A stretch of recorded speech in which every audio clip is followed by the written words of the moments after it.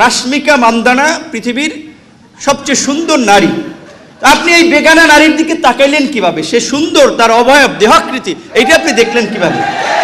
এই সমস্ত ভণ্ডামি, এই সমস্ত ভণ্ডামি এবং এই সমস্ত মানুষগুলো ইসলামকে বিতর্কিত করছে, ইসলামের নামে রাজনীতি করে আপনার মানুষকে বিভ্রান্ত করছে। এই বিষয়ে আমাদের সতর্ক থাকতে হবে।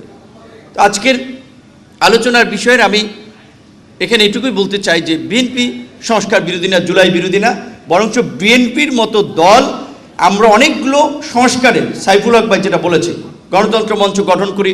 আমাদের আন্দোলনের হেডলাইনই ছিল সরকার ও শাসন ব্যবস্থা পরিবর্তনের এক দফা দাবিতে আন্দোলন।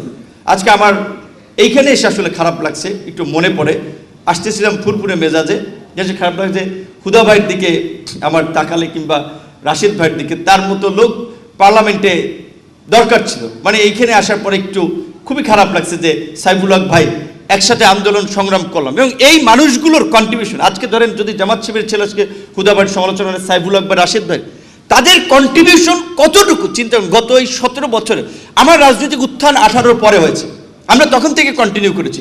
ওনারা 20 দল 18 দল থেকে আপনার লড়াই সংগ্রাম সব কিছু করেছে।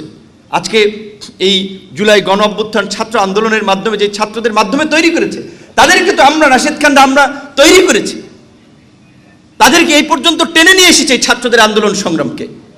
তো কাজে আমাদের নিয়ে অবশ্যই যৌক্তিক সমালোচনা করতে পারেন, কিন্তু সমালোচনা একটা লেভেল থাকা উচিত। অবশেষে আমি বাজেট দিয়েছি, বাজেট নিয়ে দুটো কথা বলে শেষ করতে চাই। আমার কাছে বাজেটের বক্তৃতার বইটা আছে। বাজেট বক্তৃতায় দিয়েছেন আপনার অর্থমন্ত্রী 4 ঘন্টা প্লাস সময় সংসদে। এবং হ্যাঁ, বাজেট যেটা একটি কনভেনশনাল স্টেটমেন্ট বিরোধী দল থেকে আসে, গতানুগতিক একটা বক্তব্য দেয়, বাজেট উচ্চবিলাসী, বাজেট লুটপাট, লুটেরাদের রক্ষা কবচ, এই সেই এরকম একটা কমন বক্তব্য দেয়। তো আমি এক্সপেক্ট করছিলাম এই জুলাইয়ের পরে আমাদের যারা বাজেট নিয়ে অপোজিশন থেকে স্টেটমেন্ট দিবেন, তারা একটা কনস্ট্রাকটিভ স্টেটমেন্ট দিবেন। সো সেটা দেখলাম ওই পুরানো বাজেটই, মানে তাদের পুরানো স্টেটমেন্টই তাদের কাছ থেকে পাওয়া গেছে।